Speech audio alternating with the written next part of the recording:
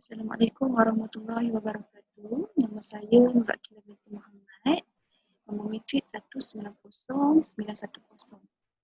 Saya memilih sekolah menengah kebangsaan Putrajaya Pesen 11 untuk menjalani latihan industri atau praktikal. Okey, saya akan berkongsi refleksi saya.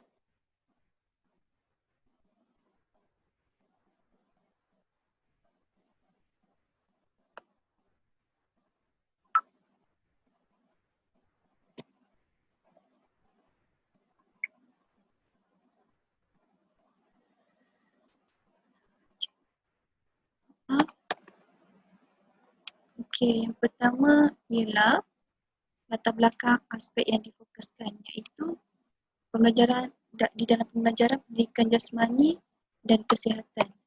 Isu pertama iaitu kemudahan infrastruktur dan untuk menjalankan aktiviti pendidikan terhad. Ini menyebabkan perkongsian ruang dan kelas bagi menjalankan PDPC. Sebab infrastruktur ni semua sekolah mengalami masalah bagi saya berpendapat. So, memang saya kena cari inisiatif sendiri untuk menangani masalah ini. Isu yang kedua iaitu kemudahan dan peralatan yang sedia ada yang tidak mencukupi alatan yang akan dimakan usia dan tidak selamat untuk digunakan semasa PDPC. Yang ni banyak dekat sekolah saya, sangat banyak alatan-alatan yang dah rosak. Contohnya raket badminton tu memang semua boleh dikatakan hanya 3 daripada 20 raket tu hanya 3 je yang berguna. Yang lain semua patah. Dan tak ada tindakan yang diambil. Isu yang ketiga, murid tidak dapat turut serta dalam kelas maya disebabkan tiada kemudahan internet dan peralatan. Seperti sedia maklum, semasa cuti 3 bulan ni saya ada menjalankan kelas online, tapi hanya 3 orang pelajar je yang boleh masuk disebabkan oleh masalah internet. Seterusnya iaitu pembelajaran aktiviti yang utama yang disediakan iaitu RPH akan dirangka mengikut RPT yang diberikan. Contohnya RPH tu saya akan buat mengikut RPT yang sekolah SMK ni berikan kepada saya. Sebagai contoh, bola baling. Aktiviti sukan Cikgu Mibel bagi saya yang mengajar murid-murid. Melakukan lakonan demo untuk aktiviti-aktiviti yang nak diajar. Pembentangan dari aktiviti yang dijalankan. Ada yang kita lakukan pembentangan untuk fahamkan murid ataupun rekod aktiviti tu sharekan kepada murid. Kalau ada masalah, seterusnya masalah yang tak dapat diselesaikan, saya berkomunikasi dengan guru pembimbing ataupun guru pengatua untuk menjalani. Sebagai contoh kelas dinasti asas badminton, masalah alatan yang tak cukup rosak tu.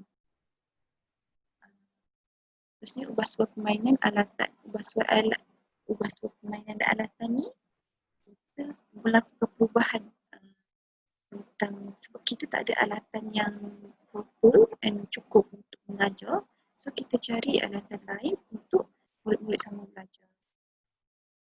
Pengalaman pembelajaran iaitu pelibatan pelajar ni sangat bagus.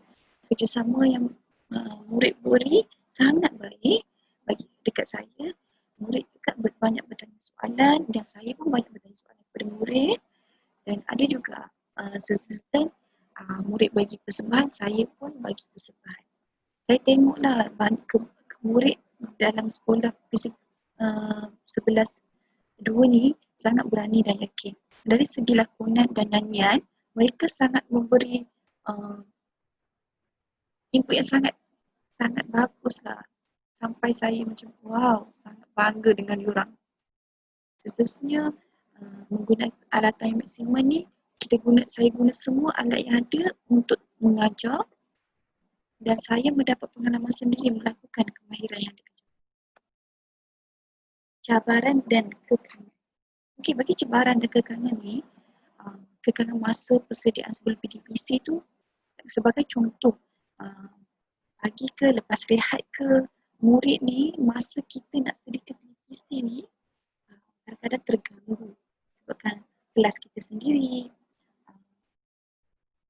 aktiviti contohnya ada aktiviti dekat sekolah. Kehadiran murid pun terganggu sebab ada murid-murid yang kadang-kadang kita dah plan 40 orang tapi yang hadir hanya 20 orang.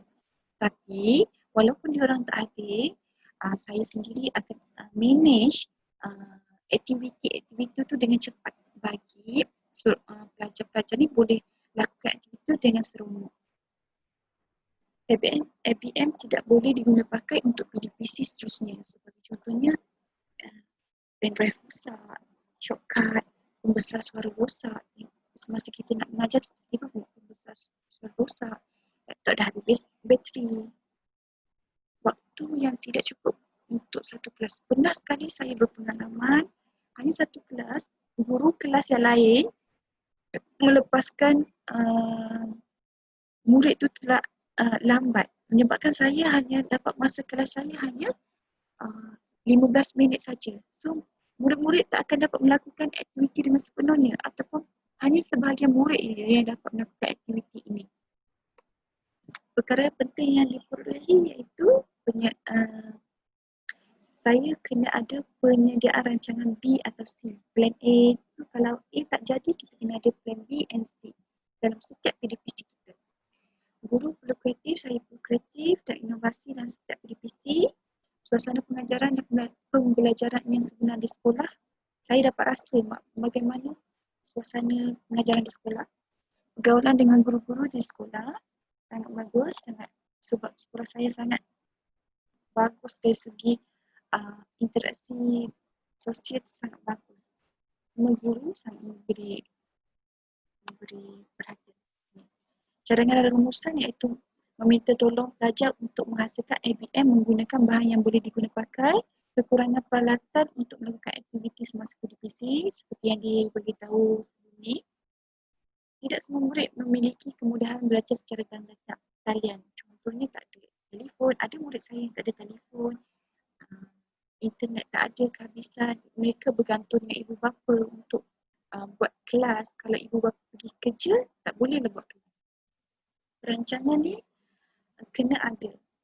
Sekiranya ada perubahan cuaca, perubahan kawasan dan persediaan tu kita kena ada setiap guru. Okey, ni lampiran yang saya boleh tunjukkan. Ini adalah sekolah saya, SMK Putrajaya Business. Ini adalah kawan-kawan saya,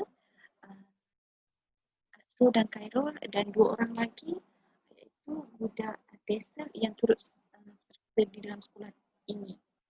Kami hanya 5 orang dalam belajar praktikal di dalam sekolah ini. Sekolah ini tidak mengambil pelajar dari luar, hanya dari UPM saja. Sekian saja refleksi saya pada hari ini. Assalamualaikum warahmatullahi wabarakatuh dan terima kasih.